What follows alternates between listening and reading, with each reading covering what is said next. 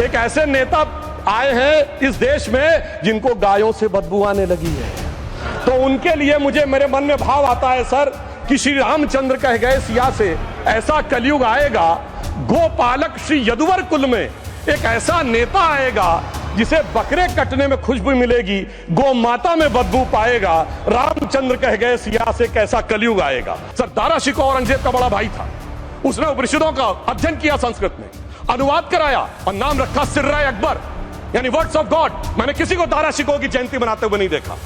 मैं पूछना चाहता हूं, बेगम बीबी ताज, उनके घर पे जाते किसी ने सुना? सर ये बताइए, आलम शेख इतने बड़े कृष्ण भक्त कवि, किसी ने सुना उनके घर पे जाते हुए? मलिक मोहम्मद जायसी जिन्होंने पद्मावत लिखा, उत्तर प्रदेश के रहने वाले, उनके घर पे कोई गया? सुधांशु त्रिवेदी संदर्भ में किसी का नाम नहीं लिया। अजीज बर्नी की किताब थी 2611 एंड आरएसएस कॉन्स्पिरेसी, कोई जाके चेक कर ले उसमें कौन कौन कहां था। अब मैं मुसलमानों के बारे में कहना चाहता हूं, मुस्लिम समाज के लिए। बहुत से लोग ऐसे हैं जिनको मुस्लिम समाज की हिस्ट्री नहीं पता है। मैं बताना चाहता हूं, भारत से जब न्यूमेरिक सिस्टम सबसे पहले गया तो अल जहार थे सबसे पहले जिन्होंने जाके 1793 में जो सूर्य सिद्धांत था उसका अरबी में ट्रांसलेशन हुआ सिंध हिंद। और हम बता रहे हैं हम किस तरह के मुस्लिम को साथ रखते हैं। डॉक्टर कलाम से बड़ा आलिम इस्लाम में साइंसदान नहीं हुआ, और आरिफ मोहम्मद खान साहब जो बिहार के गवर्नर हैं उनसे बड़ा आलिम फाजिल मुसलमान आज सियासी जमात में तो नहीं होगा, यह मैं दावे के साथ कह सकता हूं। मगर मैं बताना चाहता हूं सर, उसके बाद उन्होंने एक किताब लिखी, एक सर 10th सेंचुरी के मुस्लिम राइटर थे जिन्होंने किताब लिखी, उसका नाम था the compendious book of balancing and completion according to Hindu calculation, जिसको शॉर्ट में अल जब्र कहा गया, और वहां से अलजबरा निकला। और सर उसके बाद अल ख्वारिज्म आया। और सर आज मेरे ख्याल से सदन के बहुत से लोगों को नहीं पता होगा, ये जो एल्गोरिथम वर्ड है ये अल ख्वारिज्म से आया हुआ है। एक जमाने में इस्लाम में बैतुल हिकमत था, यानी वो सबसे बड़ा हिकमत का केंद्र था। जब एक से एक लोग होते थे, बहुतों को नहीं पता होगा कि कोलंबस ने जिस नक्शे के थ्रू दुनिया ट्रेवल किया था वो बनाने वाला भी एक मुस्लिम था, अल इदरीसी। मगर सर एल्गोरिथम आज ऐसा बदला कि एआई के एज में दलगत भावना से ऊपर उठकर औरंगजेब के साथ खड़े हो गए। सर ये एल्गोरिथम किसने बदल दिया, ये मैं बताना चाहता हूं। इस पे थोड़ा सोचने की जरूरत है। इसलिए मैं कहता हूं मुस्लिम पॉलिटिक्स की सोच क्या थी, हमने किन मुसलमानों का साथ दिया है, मैं बताना चाहता हूं सर। वीर अब्दुल हमीद की शहादत की 50वीं वर्षगांठ 2015 में हुई। प्रधानमंत्री मोदी जी ने उनके पूरे परिवार को और उनकी पत्नी को बुला के सम्मानित किया, और इन लोगों ने उस यासीन मलिक को जिसके ऊपर 3 एयरफोर्स के ऑफिसर्स को हत्या करने का आरोप था, वो प्रधानमंत्री आवास में सर साफ दिखाई पड़ता है कौन किसके साथ खड़ा हुआ है, कौन किस तरह के मुसलमान के साथ खड़ा हुआ है। और सर मैं ये भी कहना चाहता हूं सर, ये पिछले सर अपने में टन पे बोलिए सर, पिछले 30-35 सालों से हुआ खड़ा किया जा रहा है। 1990 में जब राम मंदिर आंदोलन हुआ, कहा गया बीजेपी आएगी उत्तर प्रदेश में खा जाएगी। सर बीजेपी आने के बाद उत्तर प्रदेश में जानते क्या हुआ सर, 22 साल से शिया सुन्नी के बीच में जो दंगे चलते थे और मदे साबा का जुलूस नहीं निकलता था, शिया समुदाय का मदे साबा का जुलूस लखनऊ में हमारी सरकार में निकलना शुरू हुआ। और उसके बाद कहा गया केंद्र में भाजपा आएगी तो खा जाएगी। सर अटल जी की सरकार आई, इतनी शानदार स्थिति रही। उसके बाद कहा गया गुजरात में आएगी तो भाजपा खा जाएगी। सर गुजरात का मुसलमान आज सबसे समृद्ध मुसलमान है, सबसे ज्यादा जकात वहां से आता है। उसके बाद कहा गया मोदी जी की सरकार आएगी तो क्या होगा। सर मोदी जी की सरकार आने के बाद हमारे साथियों ने बताया है अल्पसंख्यक समुदाय के 70% लोग हैं जिनको किसी न किसी एक योजना का लाभ जरूर मिला है। और सर फिर कहा गया सीए आएगा तो नागरिकता छिन जाएगी।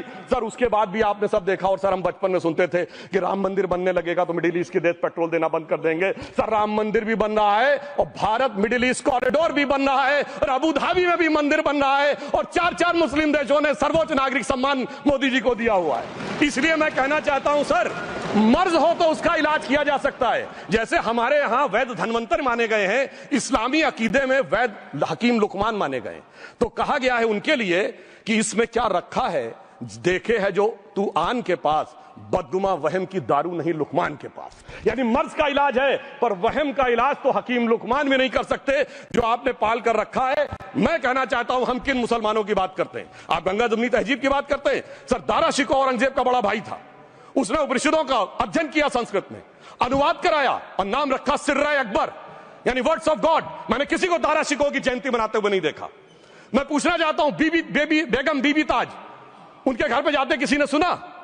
सर ये बताइए, आलम शेख इतने बड़े कृष्ण भक्त कवि, किसी ने सुना उनके घर पे जाते हुए? मलिक मोहम्मद जायसी जिन्होंने पद्मावत लिखा, उत्तर प्रदेश के रहने वाले, उनके घर पे कोई गया? ये बताइए। ब्रिगेडियर मोहम्मद उस्मान के घर पे कौन गया? आजमगढ़ में, गाजीपुर के रहने वाले थे, आज तक जाने वालों में नहीं दिखे। और मैं सर बताना चाहता हूं एक और बात। सर, एक सैयद इब्राहिम रसखान हुए हैं, बहुत बड़े कृष्ण भक्त के कवि। सर, जिन्होंने क्या लिखा?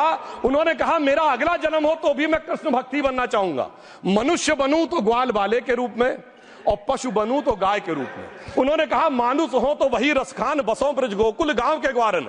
जो पशु हो तो कहा बस मेरो चरो नित नंद की धेनु मजारन। सर, उन्होंने कहा गायों के बीच में नंद बाबा की गायों में जन्म लेना चाहूंगा। मगर सर, आज एक ऐसे नेता आए हैं इस देश में जिनको गायों से बदबू आने लगी है, तो उनके लिए मुझे मेरे मन में भाव आता है सर कि श्री रामचंद्र कह गए सिया से, ऐसा कलयुग आएगा, गोपालक श्री यदुवर कुल में एक ऐसा नेता आएगा जिसे बकरे कटने में खुशबू मिलेगी, गौ माता में बदबू पाएगा। रामचंद्र कह गए सिया से, कैसा कलयुग आएगा। अब सर, मैं एक और बात भी कहना चाहता हूं। हम किनको मानते हैं? सर, नजीर अकबराबादी को सुनिए, कृष्ण भक्त के लिए क्या कहा। सर, मैं एक बोलना चाहता हूं, बुल्ले शाह ने क्या कहा? बुल्ले शाह ने कहा, अभी होली गुजरी है, उसने कहा था आज होली खेलूंगी मैं, कर बिस्मिल्लाह। उन्होंने आगे कहा अलस्तु बिरबिकुम प्रीतम बोले, सब सखियों ने घूंघट खोले, नाम नबी की रतन चढ़ी। सुनिएगा, नाम नबी की रतन चढ़ी और बूंद पड़ी अल्लाह अल्लाह, आज होली खेलूंगी मैं, कर बिस्मिल्लाह। तो मैं भी कहता हूं अब बिस्मिल्लाह करिए और उसके बाद हमारे इस सहयोग करिए, इस सकारात्मक उसका, वरना अल्हम्दुलिल्लाह जो हम मुसलमानों के लिए और देश के लिए करना चाहते हैं उसमें हमें सफलता जरूर मिलेगी। अंत में मैं सिर्फ ये कहना चाहता हूं सर, तमाम प्रकार की बातें यहां पर हुई, सकारात्मक और नकारात्मक, मगर अफसोस की बात यह है कि 1913 के वक्फ वाल औलाद से लेके 2013 के वक्फ वाल औलाद तक इनकी फितरत नहीं बढ़ती, क्योंकि सर ये तो पार्टियां ही अल औलाद है, तो इनको तो उससे बहुत ज्यादा वो होगी। पर मैं सिर्फ अंत में कहना चाहता हूं सर, अपनी सोच बदलिए। आप जिस कश्ती पे सवार होकर इस दरिया को पार करने की कोशिश कर रहे हैं, पिछले 75 साल में नहीं कर पा रहे हैं, 10-12 साल में बहुत हिचकोले खा रहे हैं, तो कश्ती और रास्ता बदलिए। तो इनके लिए अंत में एक पंक्ति कहते हुए बात समाप्त करना चाहूंगा। इन्होंने कश्ती भी नहीं बदली, दरिया भी नहीं बदला, पर इन डूबने वालों का जज्बा भी नहीं बदला, पर है शौक सफर ऐसा, एक उम्र हुई हमने, मंजिल भी नहीं पाई, रास्ता भी नहीं बदला। अब अगर नई मंजिल पानी है, नई मंजिल की नई सुबह देखनी है, तो मैं कहना चाहता हूं आइए सबको साथ लेकर चलिए।